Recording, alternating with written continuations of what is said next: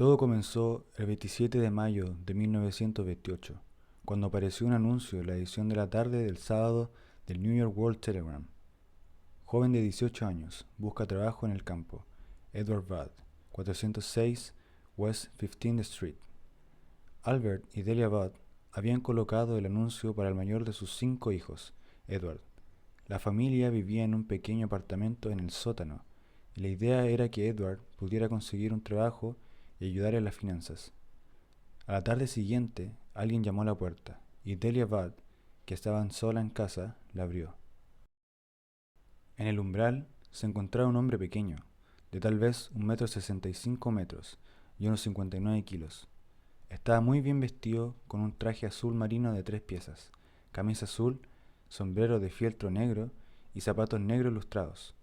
Tenía el cabello blanco, ojos azules aguados, y Delia calculó que tendría unos 60 años. En resumen, parecía un caballero acomodado. Más tarde, Delia Budd diría que lo único que empañaba la imagen de este hombre eran sus dientes. Faltaban algunos, otros estaban rotos y descoloridos. Vagamente le recordaban los dientes de un animal. El hombre se identificó como Frank Howard y dijo que era granjero, que había visto el anuncio de Edward y quería hablar con él sobre trabajar en su granja. Delia se emocionó con la posibilidad y lo invitó a entrar.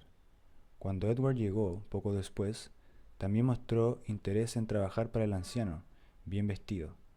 Howard explicó a los Budd que poseía una granja en Farmingdale, Long Island, y que el negocio había mejorado recientemente, al punto de necesitar contratar a alguien para ayudar. Estaba dispuesto a pagar $15 por semana, una suma considerable para la época. Los Budd quedaron muy impresionados con Howard, especialmente con su obvia riqueza. En un momento de la conversación, sacó un rollo de billetes verdes que impresionó a la familia, que vivía en el borde de la pobreza.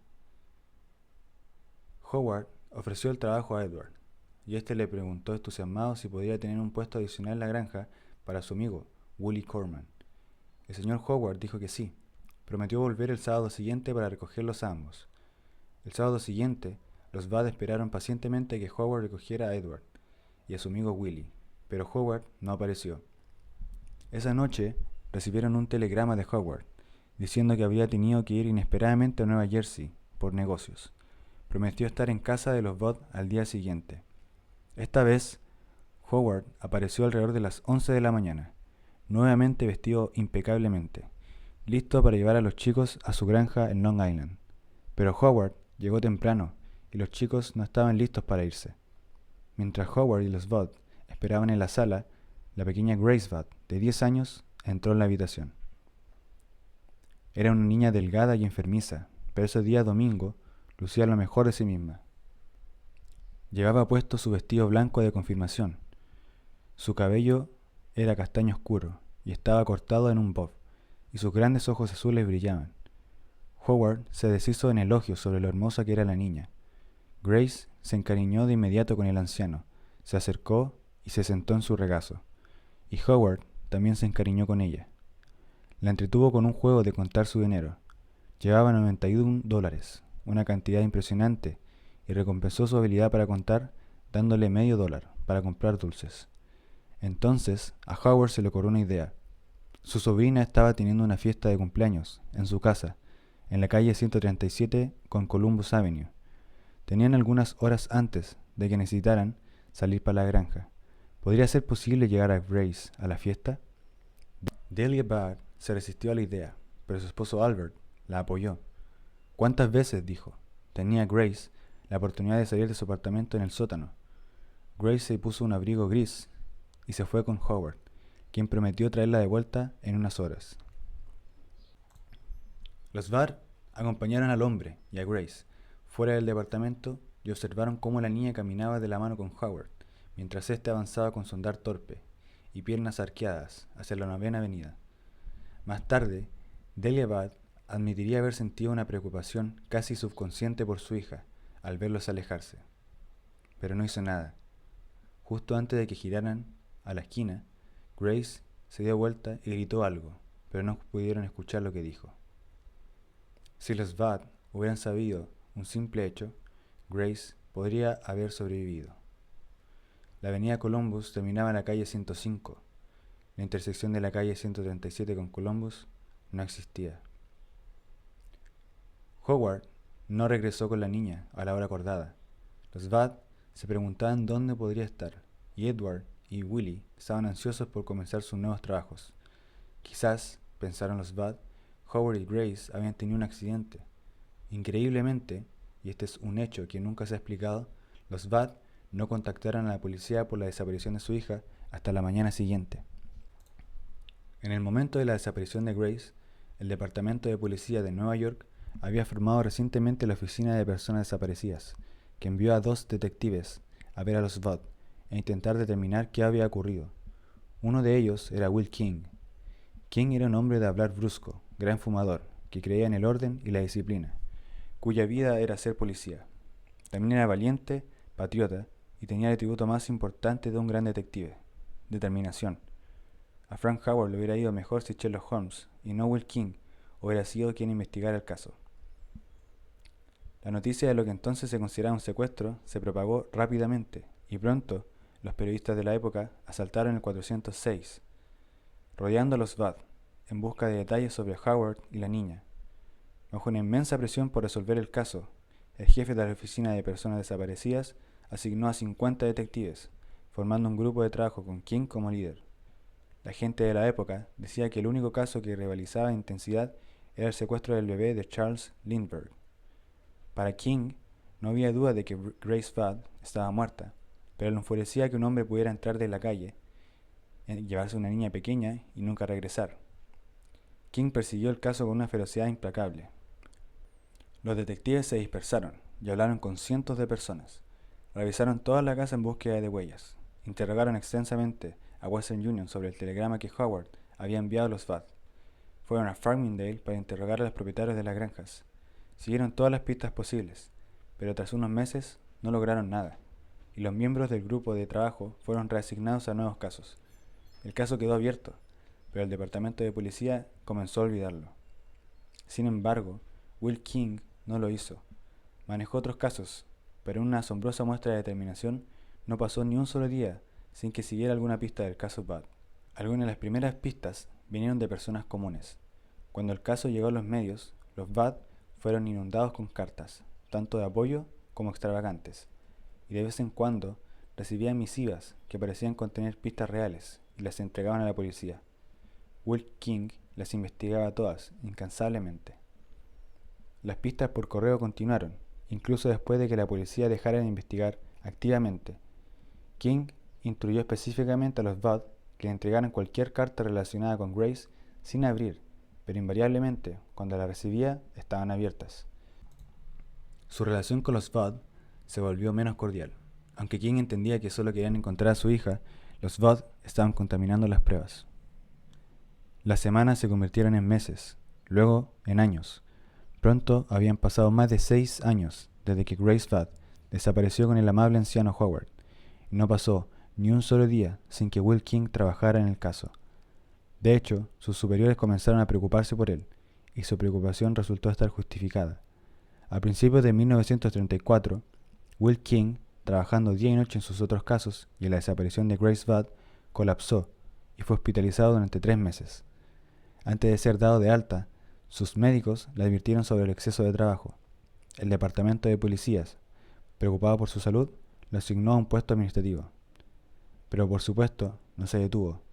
Siguió cada pista, por débil que fuera, y continuó con su impresionante persecución del secuestrador. Además de la frustración general por no resolver el caso, estaban las pistas prometedoras que no resultaban. Para King, cada pista era una nueva esperanza, un nuevo camino que podía llevarlo al secuestrador, y cada una de ellas era un callejón sin salida. Todo se veía mal, hasta que el 2 de noviembre de 1934, Will King recibió una llamada telefónica de Delia Budd. Había recibido una carta de alguien, y parecía que era sobre Grace. ¿Quería verla? Sí, quería. Edward Budd llevó la carta, esta vez sin abrir, y King la abrió cuidadosamente y la leyó. El contenido de la carta sería leído más tarde en el tribunal, y conmocionaría y repulsaría a la gente, Pero King estaba emocionado. Era la misma caligrafía.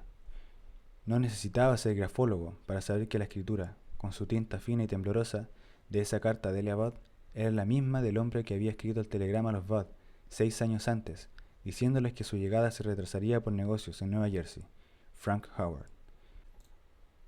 La carta decía: Grace se sentó en mi regazo y me besó. Pensé en comerla.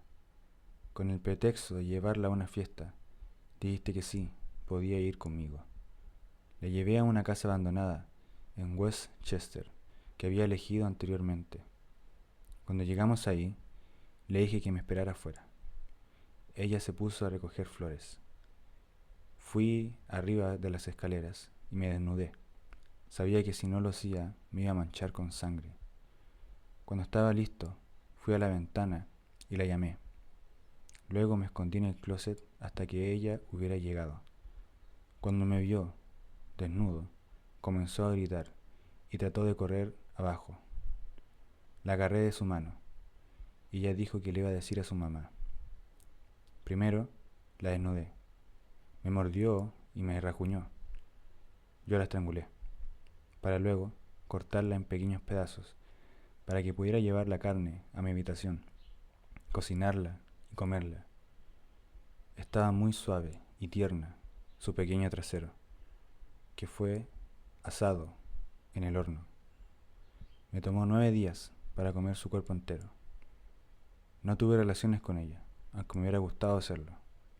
Ella murió virgen. Lo que siguió a continuación fue un gran trabajo por parte de Will King. Notó que el sobre de tamaño legal en el que llegó la carta tenía un emblema y unas iniciales, y que alguien había intentado borrarlas, pero al sostener el sobre contra luz, pudo leerlas claramente. NYPCBA. Una consulta en el directorio telefónico reveló que esas siglas significaban New York Private Chauffeur Benevolent Association, ubicada en el 627 de Lexington Avenue, en Nueva York. King fue a la sede y explicó su propósito al presidente de la asociación. El presidente estaba preocupado porque King sospechara de uno de sus miembros, pero King lo tranquilizó diciendo que solo quería revisar muestras de caligrafía.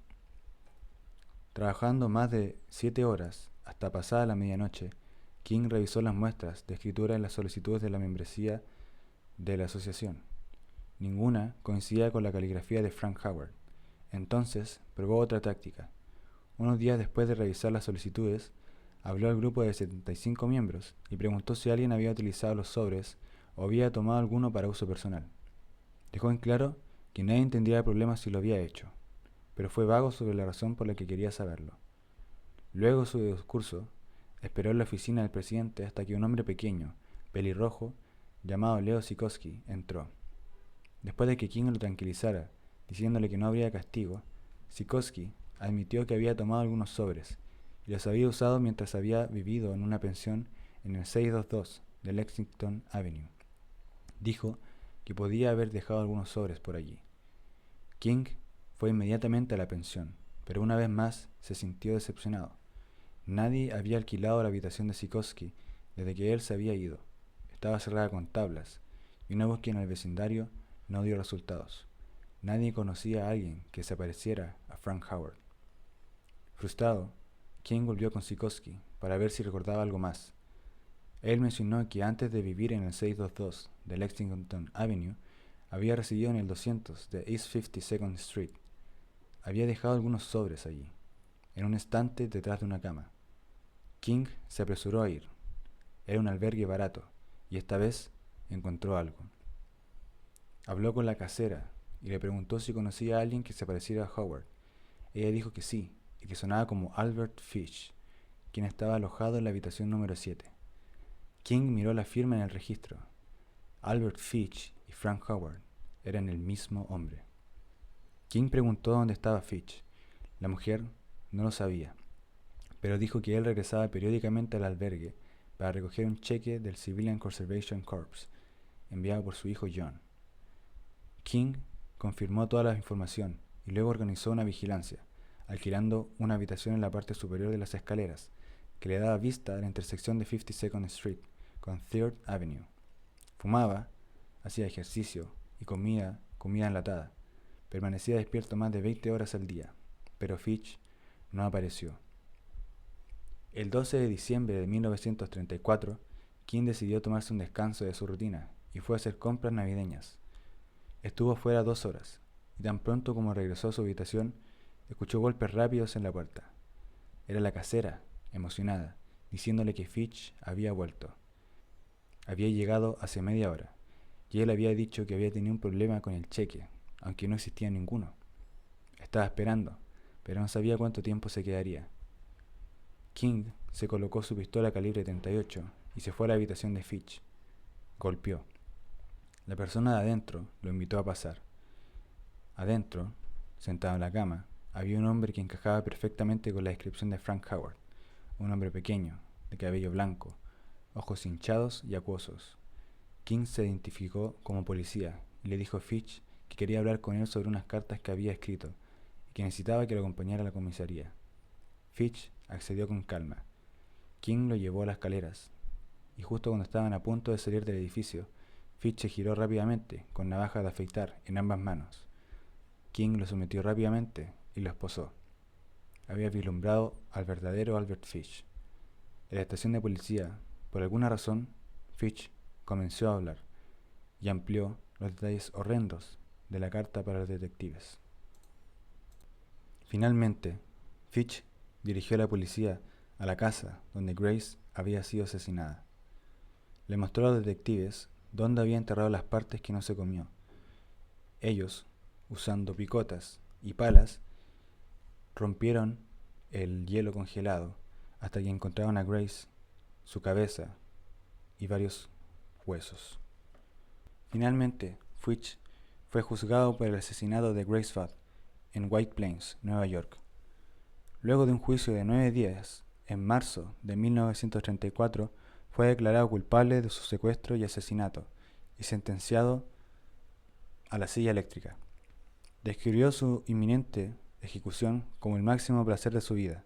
Al parecer, para un psicópata sadomasoquista, la idea de ser electrocutada resulta bastante atractiva. El juicio reveló algunos antecedentes interesantes sobre Albert Fitch. Tenía hábitos bastante peculiares. Practicaba la coprofagia, es decir, comía excrementos humanos, y disfrutaba clavarse agujas en el cuerpo. De hecho, en una ocasión intentó clavarse agujas en los testículos, pero tuvo que detenerse porque era demasiado doloroso. Sin embargo, cuando los médicos le realizaron radiografías en la prisión de Sing Sing, encontraron numerosas agujas largas incrustadas en su abdomen, en una especie de macabra acupuntura. Técnicamente, hacer algo así se conoce como un acto de piquer, clavar objetos afilados en uno mismo o en otros con fin de obtener una gratificación sexual. El día de su ejecución, el 16 de enero de 1936, 3 de sus 6 hijos lo visitaron. Menos de un año después de su juicio, Albert Fitch tomó su última comida a las 11 de la noche. Sus hijos estuvieron presentes cuando se activó el interruptor. Se dijo que hicieron falta 2 descargas completas para matarlo debido a todas las agujas y alfileres que tenía incrustados en su cuerpo. Will King sabía que Fitch, quien había recorrido el país como pintor de casas itinerante, había hecho lo mismo a otros niños. De hecho, varios otros habían desaparecido en vecindarios donde Fitch había trabajado. Sin embargo, nunca confesó oficialmente ningún asesinato, aparte del de Grace Fadd, que fue más que suficiente para sentenciarlo a muerte.